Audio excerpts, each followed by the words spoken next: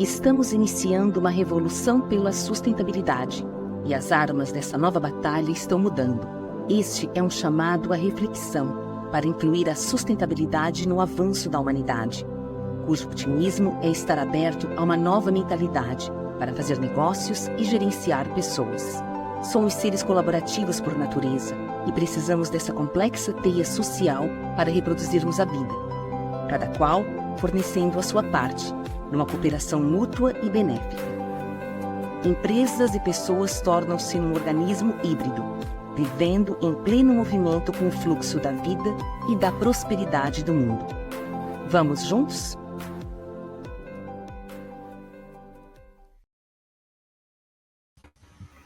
Olá, seja bem-vindo, seja bem-vinda ao Radar COP30 Clima Impacto, um espaço de escuta estratégica sobre a principal conferência climática do mundo. Me chamo Gisele Batista, conduzirei a nossa conversa de hoje e farei a minha autodescrição. Sou uma mulher com a pele clara, olhos verdes, cabelos castanhos cobreados e hoje eles estão escovados. Uso óculos e trago sempre comigo a energia da sustentabilidade e da comunicação com propósito. No Radar COP30 transformamos complexidade em direção. Esse é um podcast onde as decisões do hoje moldam o clima, negócios e sociedade do amanhã. Vamos aos bastidores, às reflexões estratégicas e aos insights técnicos que conectam a COP30 aos grandes eixos da sustentabilidade da nossa década. ESG, Agenda 2030, descarbonização e negócios de impacto. Reunimos quem está moldando o futuro, lideranças empresariais, representantes governamentais e protagonistas da sociedade civil, para discutir transição justa, inovação com propósito, governança climática e resultados mensuráveis. Este projeto conta com o apoio institucional da ANEFAC, referência em liderança executiva em finanças, administração e contabilidade, entidade que promove o prêmio Boas Práticas ESG. Também o Hub ODS Santa Catarina, uma aliança entre o Pacto Global Rede Brasil e o Movimento Nacional ODS-SC. Plataforma Impactos Positivos, movimento que valoriza e premia iniciativas transformadoras e negócios de impacto. Se a sua missão é alinhar lucro com propósito, mercado com regeneração e estratégia com futuro, você está no lugar certo. Começa agora mais um episódio do Radar COP30 Clima Impacto com o tema Governança Climática e o papel do setor privado na COP30. No episódio de hoje, vamos discutir como a governança climática pode orientar o setor privado e assumir um papel de responsabilidade diante da crise climática, especialmente no contexto da COP30. Nossa convidada é Daniele Melo Freire, profissional com mais de 10 anos de experiência em gestão estratégica de sustentabilidade no setor privado. E junto ao sistema ONU, ela é Head de Clima no Pacto Global Rede Brasil. Daniele é fundadora da Renative, movimento que promove resistência e fortalecimento étnico por meio da integração entre conhecimentos ancestrais e contemporâneos, com projetos como The Brief COP30, em parceria com os povos originários. Também é sócia e conselheira do Impacto Viva Lá, startup brasileira de turismo sustentável. Sua visão integra ética ambiental, cultura climática e prosperidade econômica. Daniele, seja muito bem-vinda ao nosso Radar COP30. Dê as boas-vindas e faça, por gentileza, a sua autodescrição. Obrigada, Gisele. É um prazer estar aqui no Radar COP30. Bom, como você bem me apresentou, você também pode me chamar de Dani, como normalmente também sou conhecida. Eu também tenho uma pele clara, eu tenho ascendência multiétnica, sou do território Mata Atlântica, eu sempre gosto de trazer isso. Meus cabelos são ondulados, mas eles não estão escovados, eles estão molhados, porque eu acabei de voltar da yoga. Tenho olhos castanhos, estou com um gloss rosinha e uma camisa bastante estampada com o fundo do Pacto COP30 para que vocês possam me visualizar e com o fone também para ouvir melhor a Gisele e falar melhor com ela. Muito bom. Minha querida, eu queria que a gente pudesse começar a nossa conversa de hoje focando muito na questão do papel da governança climática dentro das empresas brasileiras. Na sua visão, de que maneira que a gente pode alinhar estratégia, transparência e impacto real, além dos relatórios e compromissos que são exigidos hoje, especialmente no âmbito do ESG? Gisele, a governança climática ela tem que ser vista pelo setor empresarial, pelas indústrias, empresas, pequenas, médias, micro e grandes empresas, de uma maneira que o relatório ele é só uma consequência, né? Os relatórios de sustentabilidade, relatos integrados, até mesmo os próprios compromissos públicos que as empresas venham a assinar, seja de net zero, seja de compromissos de diversidade, equidade e inclusão, seja até mesmo com a própria materialidade da Agenda 2030, justamente porque uma governança climática ela é parte essencial e intrínseca de uma estratégia de negócio. Então, todo o planejamento estratégico do negócio, ele deve ter também na sua centralidade traçar a estratégia climática, ou seja, desde o monitoramento das emissões, perpassar por entender e compreender como que as operações estão emitindo, sejam as operações diretas às atividades, sejam as operações relacionadas à geração, né, ao uso da eletricidade e até mesmo, obviamente, o mais complexo e desafiador, que é o escopo que a gente chama, que é o da cadeia de valor. Justamente porque é só assim que, de fato, vai ser possível você estabelecer, inclusive, uma estratégia de negócio que seja sustentável. Então, não pode ser um tema periférico, né? As metas climáticas, essas estratégias desde inventário até uma meta net zero, seja até 2040, 2035, 2050, enfim, alinhado ao Acordo de Paris, justamente porque a gente precisa dessa governança. E aí, alguns itens que eu trago que facilitam, né, e muitas das empresas já vêm trabalhando bem isso, por exemplo, vincular a remuneração dos grandes executivos ao atingimento a essas metas. Os comitês também de sustentabilidade precisa também ter uma discussão de comitê sobre gestão climática, incluindo pessoas principalmente da operação, manutenção, facilities, obviamente alta diretoria. Então, esse comitê tem para ter um poder de decisão, para traçar também quais vão ser os próximos passos de planejamento climático. E aí também a auditoria de terceira parte sempre facilita a implementação de uma governança climática bem traçada, bem gerida, para que de fato se chegue a um bom resultado. É muito bom que você traz pontos sensíveis, eu acho que do ponto de vista também estruturantes, para que a gente entenda o negócio, não como algo isolado, mas como realmente a potência que essa organização, né, ou que essa empresa tenha dentro daquele ecossistema do qual ela faz parte. Eu gostei muito da expressão do planejamento estratégico, do planejamento climático, porque ele coloca realmente o que passa hoje, né, a importância do clima hoje dentro de uma crise climática, dentro da questão de estratégia de negócios, perpetuidade de negócios, e o quanto isso é visionário, ou quanto isso realmente busca a manutenção desse negócio no longo prazo. E aí eu queria que a gente pudesse pensar um pouco mais, eu vou trazer o ODS 13 aqui, para a gente poder pensar já na COP30.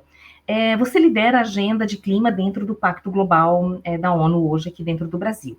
Eu queria que você passasse para a gente quais são os principais aprendizados que você tem visto, que você tem trazido ao longo da sua jornada, para que a gente consiga realmente fazer essa integração, né, dentro do setor privado, da questão dos ODS, e como isso se conecta, ou a importância disso, que está ligada à questão de clima e justiça social. Como é que a gente pode refletir tudo isso nesse panorama, ou nesse âmbito que a gente tem hoje da COP30, que vai acontecer em Belém, né, nas próximas semanas aqui no Brasil? Perfeito, Gisele. Eu vou trazer primeiro um panorama geral sobre a Agenda 2030, que eu acho que é importante dentro desse aspecto conectado ao ODS 13. Tem a agência da ONU, UNIDO, né, que chama UNIDO, que é de desenvolvimento, que justamente faz a gestão da Agenda 2030 e tudo mais. Ela libera um relatório todo setembro, inclusive acabou de sair um recente sobre como que está o status do atingimento da Agenda 2030 nos países, né, que concordaram em seguir com a agenda. E aí, infelizmente, a gente percebe que a gente não chegou nem nos 20% ainda da implementação da Agenda 2030, isso no mundo todo. Então, esse é um dado concreto que a gente tem, mas um outro dado que foi muito relevante que eles trouxeram no relatório do ano passado foi que, para que a gente possa avançar com o atingimento da Agenda 2030 por completo, é necessário que 86% de todas as metas dos 17 ODS, eles estejam correlatos ao ODS 13, ou seja, a relação intrínseca ao ODS 13, ele é totalmente conectada com os outros ODS. Então, só é possível atingir a Agenda 2030 se, de fato, a gente implementar por completo uma ação climática no mundo.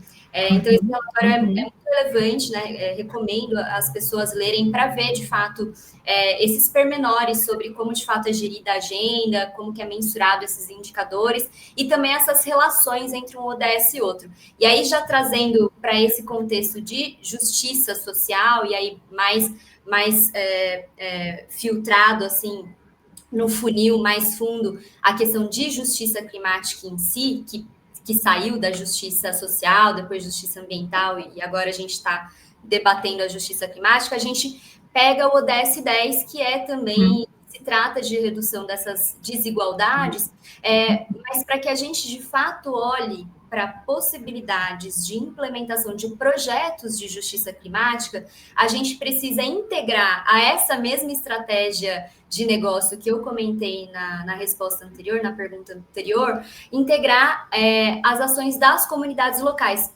sejam elas periféricas, né, sejam elas ribeirinhas, sejam elas indígenas, até mesmo tradicionais quilombolas ou sertanejas, para que o valor da sabedoria dessas comunidades, que podem estar diretamente relacionadas à operação das empresas ou até mesmo indiretamente relacionadas, sendo impactadas indiretamente, elas precisam fazer parte dessa gestão empresarial como uma ação climática. E aí, um outro ponto que eu trago, para além, né, de falar de ODS, metas e indicadores, e eu trago também um ponto muito relevante que as empresas precisam olhar para o seu setor, onde elas estão encaixadas, e a gente tem um momento geopolítico brasileiro muito importante, que a gente tem uma boa política climática sendo traçada, desde o trabalho da Marina Silva, desde até mesmo da Ana Toni, antes dela ser indicada CEO da COP30 como secretária, né, de mudança do clima, tendo o próprio Plano Clima estabelecido aqui, né? E inclusive vai ser lançado muito mais amplamente, acredito que muito em breve, talvez semana que vem, um pouco antes da COP, a gente vai ter todo esse plano clima de mitigação e adaptação divulgado pelo governo, e aí a empresa, sabendo onde ela se encaixa, qual setor ela se encaixa, ela já consegue entender também qual que é a contribuição das reduções das emissões que elas precisam reduzir dentro daquele grupo setorial que ela faz parte. Então, isso também, a partir do momento que as empresas estão alinhadas com a redução e estão alinhadas para atingir essa meta, né, nacionalmente determinada, esse compromisso nacionalmente determinado da nossa NDC brasileira, ela também está agindo em prol da própria justiça ambiental climática brasileira, mas eu trago também como que ela vai gerar empregos verdes, como que ela está olhando para a transição empregatícia dentro do seu setor. Então, são esses aspectos que são importantes estarem dentro da gestão das empresas sobre o ODS 13, mas conectado com todos os outros, mas cito também o ODS 10 aqui. Ai, que maravilhosa! Eu quero congelar essa sua fala, porque ela é muito densa. E você, de novo, traz pontos estruturantes aqui para a gente poder pensar a questão estratégica, organização, negócios, muito além do lucro. A gente até fez um podcast, né, com o filme da Mara Mourão sobre isso, aqui no Radar COP30, tudo está conectado.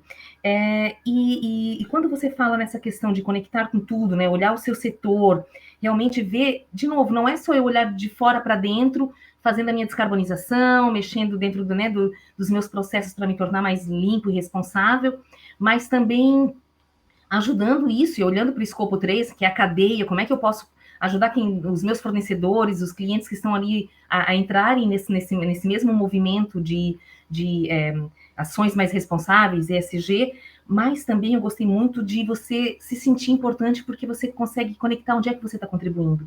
Então, eu estou fazendo a minha parte, e eu olho isso no contexto do todo, então traz uma perspectiva muito maior, e eu acho que traz muito mais relevância para quem está ali no dia a dia das organizações, que às vezes não consegue enxergar, né, isso no futuro, mas conectado com uma política, conectado com um plano, o clima, realmente traz um pouco mais de uma visão 360 do que é essa questão de urgência planetária que a gente vive hoje e a questão do ODS 13, que é tão relevante. E aí, eu queria fazer provocações aqui. Você me comentou lá no currículo que você trabalha com povos originários, ok? E a Agenda 2030, minha provocação nesse sentido, é não deixar ninguém para trás. A gente tem esse compromisso, a agenda traz isso para que a gente olhe para todo mundo. Então, se a organização às vezes não consegue fazer isso sozinha, faça alguma parceria com alguma comunidade. E eu queria que você contasse um pouco para a gente da sua experiência com a sua consultoria, conduzindo projetos socioambientais junto aos povos originários. Quem são, contar um pouco, né, dar um pouco de detalhes sobre esses projetos, que eu acho que é muito rico aqui, eu não poderia deixar de passar, né, sem a gente ter um pouco mais de conhecimento sobre isso, mas também mostrando como é que é essa construção desses saberes tradicionais com as práticas corporativas, como é que a gente pode realmente transformar a governança climática para ampliar o impacto positivo das organizações, não é só sobre mitigar. Como é que a gente pode realmente transformar negócios e colocar negócios mais regenerativos, trazendo todo mundo junto? Perfeito. Foi uma pergunta longa, né?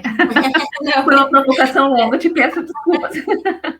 Tá tranquilo, Gisele. Bom, primeiro agradeço aí, né? A Renativa, ela é um movimento, na realidade, e ela talvez em algum momento pode até ser uma consultoria, mas ela é um movimento até mais filantrópico, que nasceu, inclusive, durante o shutdown da Covid-19, bem no começo de 2020. E com o nascimento da Renative e o meu contato já há muitos anos, há quase uma década, com povos indígenas, principalmente do norte do nosso país, ali no Acre, a gente visualizou a necessidade de, por mais que existam territórios demarcados, ainda existe muitos espaçamentos, né? Espaçamentos até culturais, apagamentos culturais, invisibilização e vulnerabilização ainda maior dessa população. E aí, com a pandemia, uma população que normalmente já é muito vulnerabilizada e muito marginalizada pela própria sociedade, ficou ainda mais às margens. E aí o que foi sinalizado foi a necessidade da gente abrir, de fato, editais com outros fundos, inclusive filantrópicos, para a gente poder fortalecer os próprios conhecimentos deles nos próprios territórios. E aí, no caso, onde que essas sabedorias acabam se aflorando muito, né? No caso desses projetos, é sempre mexendo com a terra.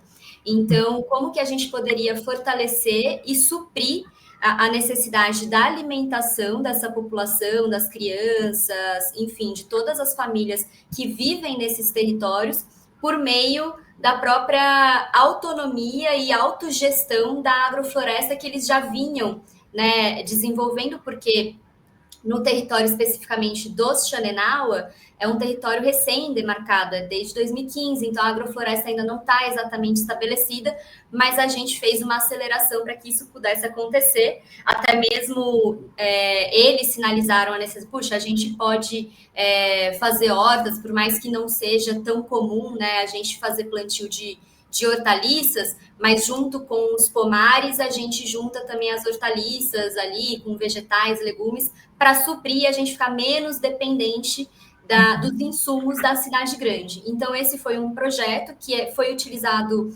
né, essa junção de conhecimentos deles, do conhecimento que eles têm do próprio solo, até mesmo das microestações ali, do bioma deles, do território deles, com um pouco também dos conhecimentos que a gente tem de manejo desses alimentos. Então, esse foi um projeto que foi possível e realmente eles puderam fazer foi um projeto muito voltado para a segurança alimentar deles durante essa pandemia, e aí isso foi culminando outras aberturas de possibilidades de parceria, inclusive intercâmbio entre etnias, né? Então, o outro projeto que foi com os Guarani Miambiá, aqui de São Paulo, em Parelheiros, que é o primeiro território indígena demarcado, e muita gente nem conhece que existe esse território com 14 aldeias lá em Parelheiros.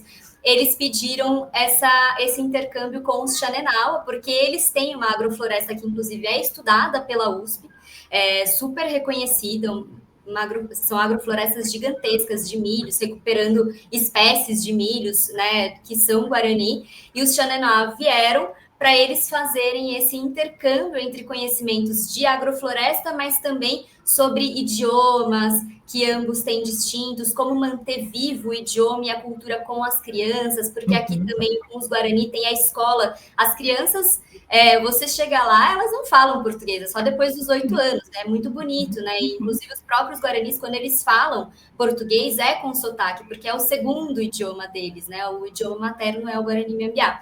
Então, isso foi se apresentando, né? Então, esses intercâmbios também faz com que eles se apoderem de conhecimentos distintos entre etnias. E aí um outro, né, que são um projeto com os Yawanawá, que já vão há mais de década para conferências, ele falou assim, puxa, a gente está falando de uma conferência que legal, vai acontecer em Belém, a gente vai estar lá, mas será que de fato eles sabem o que é um território indígena, o que é um território conservado, preservado? E aí o Debut COP30, ele surgiu nessa possibilidade de fato, levar pessoas para um território demarcado e mostrar os projetos que eles fazem. Então, eles têm projetos, por exemplo, de desenvolvimento da própria metodologia de mensuração de biodiversidade, mensuração dos seus créditos de biodiversidade, como gerir a bioeconomia, seja de artesanato, seja de turismo, e tudo isso é feito não só por meio desse intercâmbio, mas também de convite de nauás, que eles chamam, que são os não indígenas, para dentro dos territórios e poder cada vez mais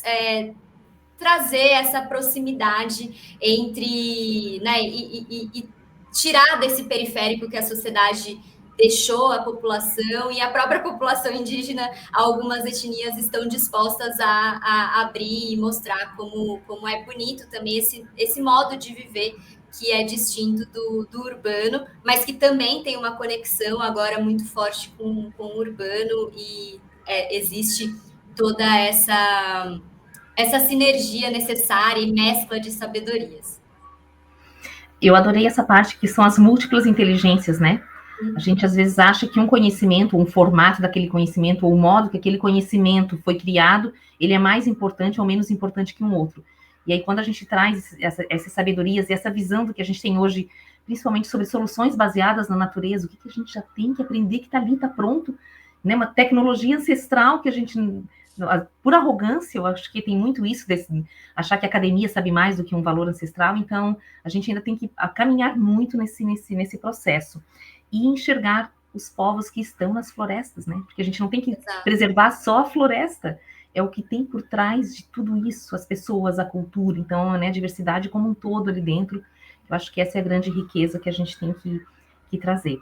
Exato. Eu posso até complementar, Gisele, até essa sua Pode, por favor. Assim, que eu acho que até um conselho que fica para as empresas, eu acho que as empresas que não estão dispostas até a ter esse tipo de abertura de conversa, elas perdem muito, porque elas poderiam estar incluindo, inclusive, essa grande massa de liderança indígena que a gente tem aqui no Brasil, inclusive dentro dos seus próprios conselhos consultivos, para que, né, tracem as estratégias de negócio em conjunto e que comece a compreender como que é possível, né, respeitar essa autodeterminação do que essa população quer para o seu próprio território, mas em conjunto com estratégias empresariais também, que é possível, a gente sabe, conhece, tem empresas que realmente conseguem fazer essa gestão em conjunto com a população indígena e quilombola e tradicional. Eu acho perfeito, vou fazer mais um parênteses, porque dá até um podcast novo, hein? Porque quando a gente fala em ESG, quando a gente fala em diversidade, a gente não chega na questão da população indígena. Então, olha a densidade e conhecimento, e talvez esteja aí a grande questão de responsabilidade social dessa organização. Então, um novo contrato social com a sociedade do qual ela faz parte. Daria um excelente podcast. Então, hashtag fica a dica aí para a próxima. E aí, Dani, eu queria que a gente já pensasse na questão de legado da COP30, o que ela vai trazer para a gente, né, os aprendizados. E eu queria que a gente trouxesse nessa mesma reflexão. A COP29 trouxe muita questão do financiamento. Então, para que tudo isso aconteça, a gente precisa de dinheiro. Queria que a gente pensasse nessa perspectiva, que você, né, já caminhasse já para o nosso podcast final, última pergunta, mas que trouxesse também um pouco dessa perspectiva do que a gente pode esperar nessa COP30, e principalmente a questão de compromissos que a gente tem que ter com as organizações, o setor privado, o papel do setor privado nesse sentido. Então, como é que o dinheiro conversa com essas responsabilidades e principalmente com a ética empresarial? Excelente. Bom, de legado de COP30, né? É importante saber que ela não é uma conferência fim, né? As conferências, elas são meios, mas obviamente a gente tem grandes expectativas para a conferência que vai acontecer aqui em Belém, justamente porque ela é um marco histórico e temporal de várias coisas, né? Ela é um marco pela necessidade de atualização das NDCs pelos países que são parte da conferência, ela é um marco temporal pelos 10 anos do Acordo de Paris. Então, a gente vai deixar um legado que já existe. Então, tem que ser uma continuidade contundente sobre o que já vem sendo estruturado ao longo de todas essas conferências anuais de clima que acontecem há 30 anos. Então, para as empresas, o principal existe uma rota que a gente chama Rota Baku a Belém, que é o Roadmap Baku to Belém, que é muito sobre financiamento. Então, é um tópico realmente que vai continuar sendo extremamente relevante dentro dessa conferência e principalmente quais serão os mecanismos de implementação para a gente atingir o 1,3 trilhão que ficou estabelecido na COP do ano passado, ou seja, de Baku. Então, como que a gente aterriza aqui em Belém para, de fato, os países do sul global tenham esses mecanismos para atingir o 1,3 trilhão estabelecido ali. Os 300 bi, né, do norte global, mas para chegar no 1,3, a gente vai precisar de diversos mecanismos, inclusive parcerias bilaterais entre próprios países do sul global. Por exemplo, um projeto entre Indonésia e Brasil, enfim. Como isso vai ser factível é algo que a gente tem que aguardar e ficar de olho nas negociações a respeito disso. Então, esse é um legado importante. Um outro legado que também é prioridade da nossa presidência aqui da COP30 é a adaptação climática. Eu acho que isso, até falando muito do setor, vou trazer muito para o setor privado. O setor privado já entendeu que precisa reduzir as emissões. Se está reduzindo ou não, são outros 500, mas ele já entendeu que é mitigação. Mas ele ainda está muito embrionário sobre compreender o que é adaptação climática. E esse é um tema extremamente valioso e importante de discussão dentro dessa conferência, porque isso vai trazer um peso para os países que vão precisar localizar esses planos de adaptação para os seus municípios e as empresas que têm suas operações dentro dos seus municípios também vai precisar fazer ajustes ali adaptativos, né? Seja sobre drenagem, seja sobre até mesmo resiliência, né? Uma infraestrutura mais resiliente das suas operações e até mesmo agir junto com o município. Puxa, eu preciso fazer a restauração de alguma área, alguma margem de rio, restaurar algum corpo d'água. Então, tudo isso são medidas adaptativas que também é um legado extremamente relevante que a gente precisa acompanhar de perto como que ficará a deliberação e o consenso de adaptação climática. E acho que um outro ponto que eu trago é o próprio programa de transição justa, que ainda é um diálogo, né? Não é exatamente uma negociação, um plano obrigatório pelos países de se traçar, mas é algo que ele perpassa fala muito sobre pessoas. Então, fala, né, sobre como, de fato, a gente vai incluir a pauta climática para a gestão até mesmo de direitos humanos, para que não seja só uma transição energética, de fato seja uma transição energética justa, e que inclua todas as pessoas, seja na geração, capacitação de pessoas em novos empregos verdes, enfim. Então, essa também é uma pauta muito forte que é tratada dentro dessa conferência, e eu sempre gosto de citar a nossa jovem campeã climática, que é a Marcela Oliveira. Ela está fazendo